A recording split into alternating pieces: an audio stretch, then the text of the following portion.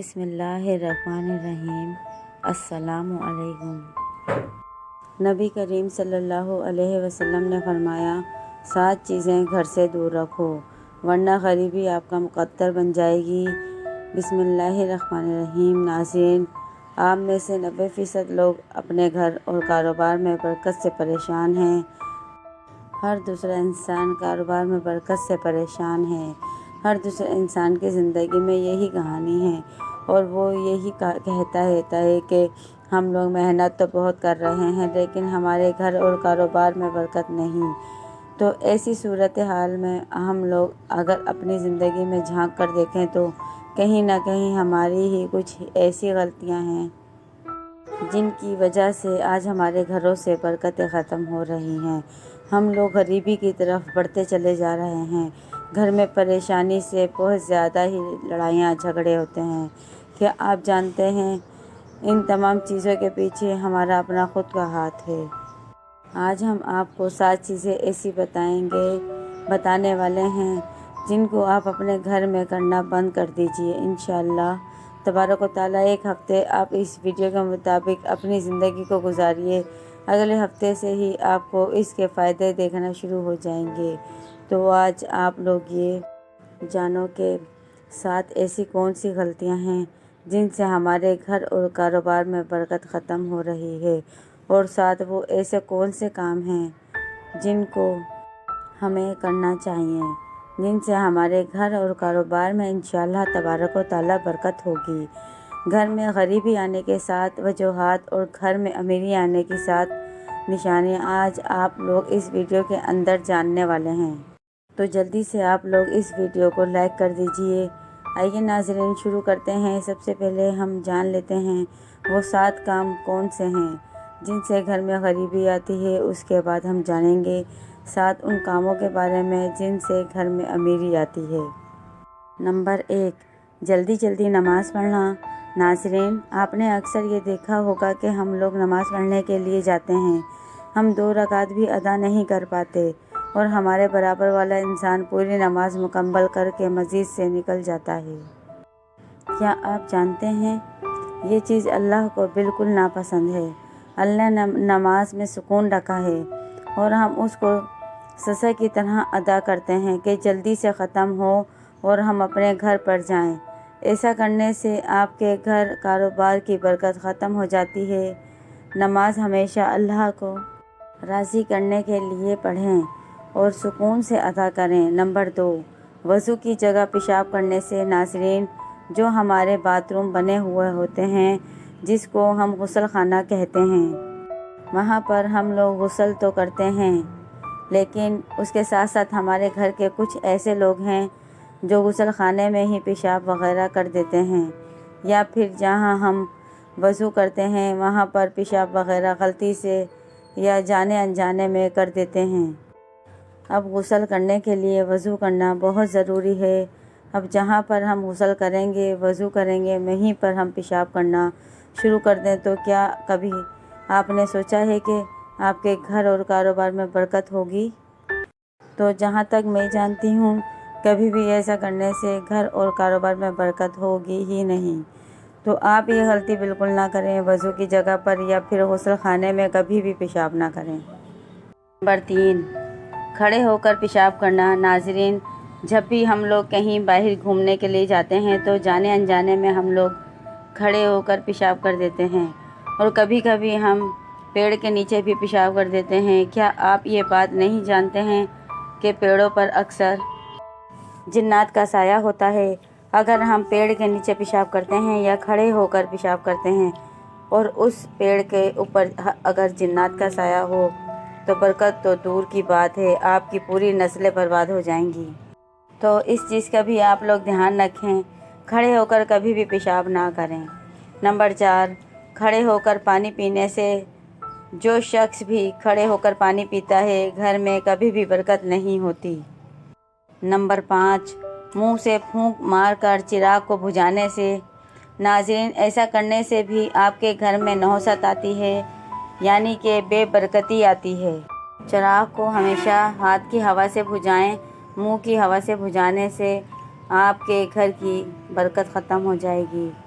Number 6، دانتوں سے ناخن کاٹنے سے ہمارے گھر میں چھوٹے چھوٹے بچے ہوتے ہیں اور وہ دانتوں سے ناخن کاٹنا شروع کر دیتے ہیں، لیکن ہم لوگ ان چیزوں پر دھیان نہیں دیتے۔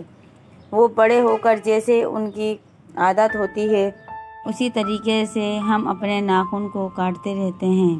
کیا آپ جانتے ہیں دانتوں سے ناخن کاٹنے سے بیماریاں تو آتی ہی ہیں، پیٹ میں بیماریاں تو جاتی ہیں، لیکن اس کے ساتھ ساتھ گھر میں نحوست بھی آتی ہے اور گھر سے برکت ختم ہو جاتی ہے۔ نمبر 7، دامن یا سین سے منہ صاف کرنے سے کبھی کبھی ہم کہیں باہر ہوتے ہیں، ہمارے جیب میں رومال نہیں ہوتا اور ہم لوگ منہ وغیرہ دھو لیتے ہیں، اس کے بعد ہم اپنے سین سے یا پھر دامن سے اپنے منہ کو پونچھ لیتے ہیں، یہ بھی ایک نحوست ہے۔ ایسا کرنے سے بھی آپ کے گھر میں نحوست یعنی کہ بے برکتی آتی ہے اور اس سے غریبی بہت زیادہ آتی ہے، تو آپ لوگ اس چیز سے بھی بچیں۔ ناظرین، یہ تو 7 ایسے کام تھے جن سے گھر میں غریبی آتی ہے، آپ وہ 7 کام بھی جان لیتے ہیں جن سے گھر میں امیری آتی ہے، جن سے گھر میں بہت زیادہ برکت ہوتی ہے۔ نمبر 1، قرآن پاک کی تلاوت کرنے سے آپ اپنے گھر سے باہر نکلیے اور ایسی گھروں کو دیکھیے جہاں پر روزانہ صبح کو قرآن پاک کی لوگ تلاوت کرتے ہیں، اور ان کے گھروں کے ماحول کو دیکھیں اور ان کے گھروں میں مالداری کو دیکھیے۔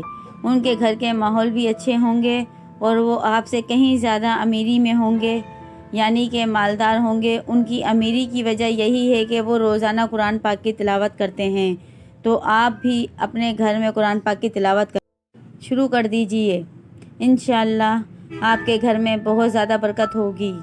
نمبر 2، 5 وقت کی نماز ادا کرنے سے جو شخص بھی 5 وقت کی نماز ادا کرے گا اس کے گھر میں برکت تو ہو جائے گی، یعنی کہ مالداری تو آئے گی انشاءاللہ، لیکن اس کے ساتھ ساتھ اس کے گھر میں خوشحالی بھی بہت آتی ہے۔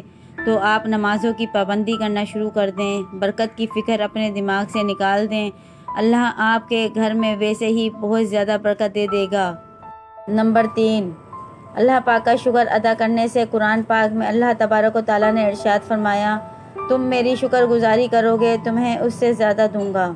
تو اب جتنا اللہ کا شکر ادا کرتے رہو گے اللہ پاک آپ کو اس سے دگنا اجر دیتا رہے گا اور آپ کے گھر میں بہت زیادہ برکت بھی ہوگی۔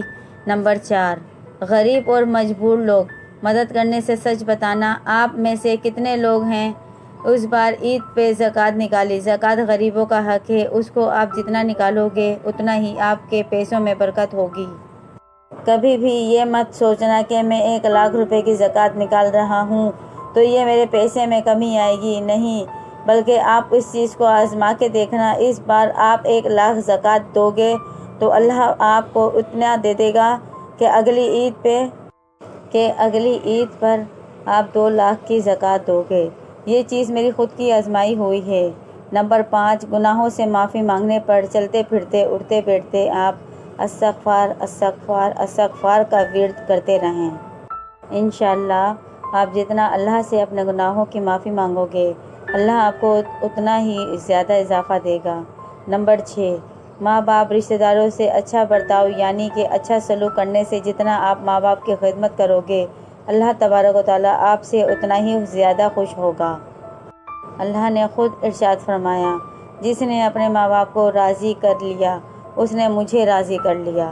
اور جب ماں باپ راضی ہوتے ہیں وہ 2 رکعت نماز ادا کر کے جب اپنے بیٹے کے لیے اللہ کی بارگاہ میں دعا کرتے ہیں تو اللہ تبارک و تعالیٰ بہت زیادہ خوش ہوتا ہے اور ماں باپ کی دعاؤں کو کبھی بھی اللہ پاک رد نہیں کرتا۔